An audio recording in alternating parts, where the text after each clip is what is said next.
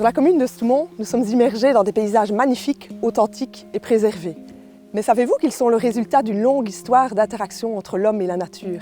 Si l'homme n'avait pas modifié le paysage, la commune serait encore recouverte d'une grande forêt primaire, composée de hêtres, de chênes, de bouleaux, d'aulnes, et on trouverait ci et là des landes et des tourbières.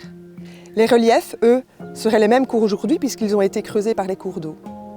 À la recherche de terre pour s'installer, nos ancêtres ont défriché la forêt. Ils ont choisi des endroits bien exposés, près de sources d'eau, sur des sols cultivables, en évitant les conditions climatiques les plus rudes des sommets et les risques d'inondation des vallées.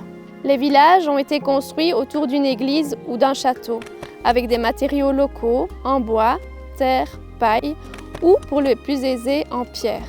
Autour, on retrouvait toutes les ressources nécessaires pour y vivre, des jardins, des champs, des landes et des forêts.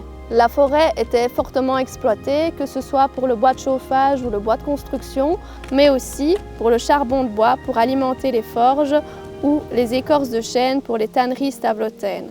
Au XIXe siècle, le changement de société transforme les paysages. Les champs ouverts deviennent des prairies encloses par des haies, ce qui dessine le bocage.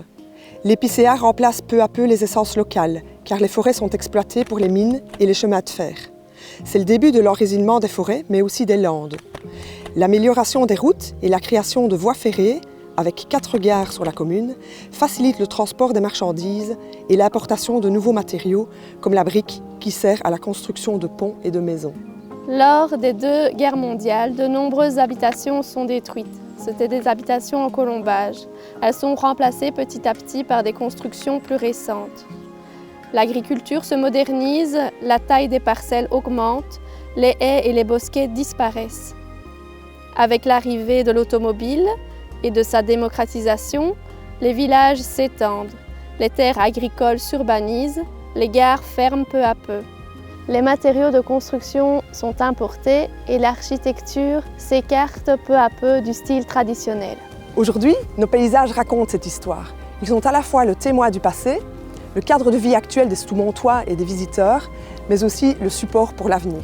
Pour accompagner l'évolution de nos paysages et les défis environnementaux et climatiques, le Parc naturel des Sources a créé une charte paysagère, un outil de connaissance, de sensibilisation et de concertation pour agir ensemble en faveur de nos paysages.